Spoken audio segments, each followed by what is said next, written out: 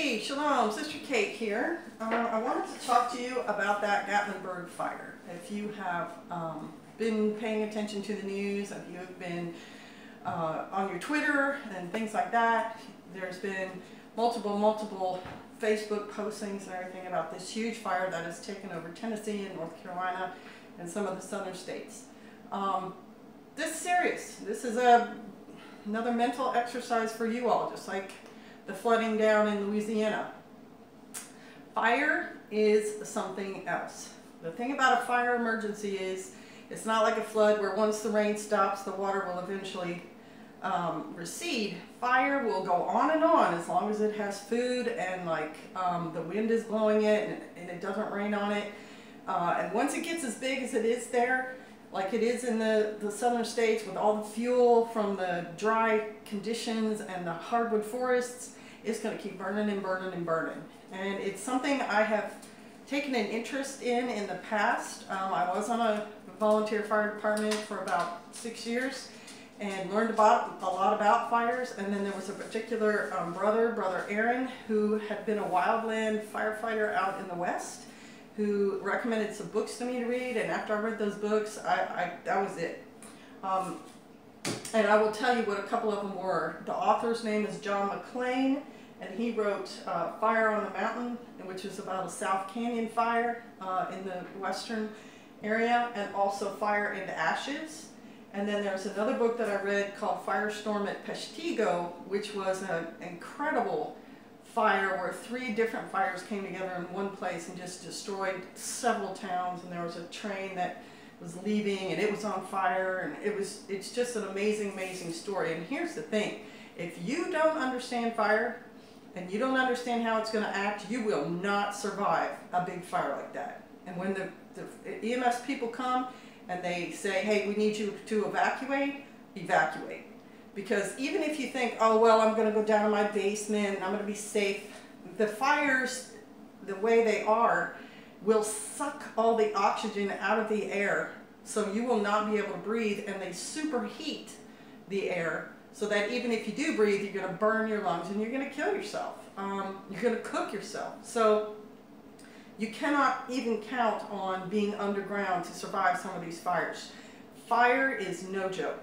And it was because of some of our great big fires out in the West in the late 1800s that our government understood how destructive it was, and through their research they did the firebombing of Dresden, Germany, or maybe Dresden is Belgium, but Dresden, you can look it up, in World War II, where we just destroyed a whole city area with fire. They figured out how to do that from these wildfires. You have to keep in mind that the fire itself, once it gets burning hot enough, and dry hardwood will give it the fuel to do this, and especially if it's windy, it creates its own weather.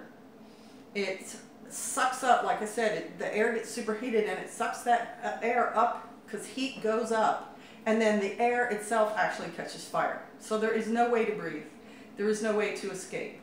And one of the books about the South Canyon fire was about firefighters caught in that fire, and they had the little portable throw over their head like safety tents, and even that doesn't save you because of how hot, and we're talking 1,000 to 1,500 degrees, how hot the air itself becomes.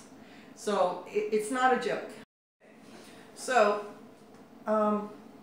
what can you do about the fire? Like I said, you're going to evacuate. So one, having a bob and important documents and things easy for you to grab, because when a fire comes, if your house catches on fire, it may burn to the ground. That means you will have nothing left that can survive a fire.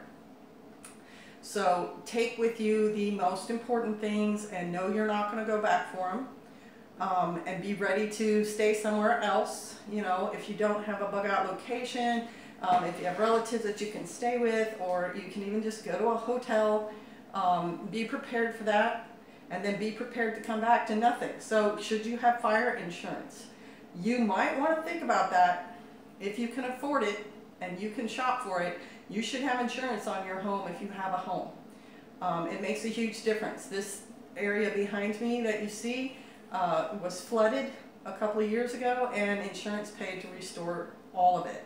So it's worth it if you can afford it to have insurance.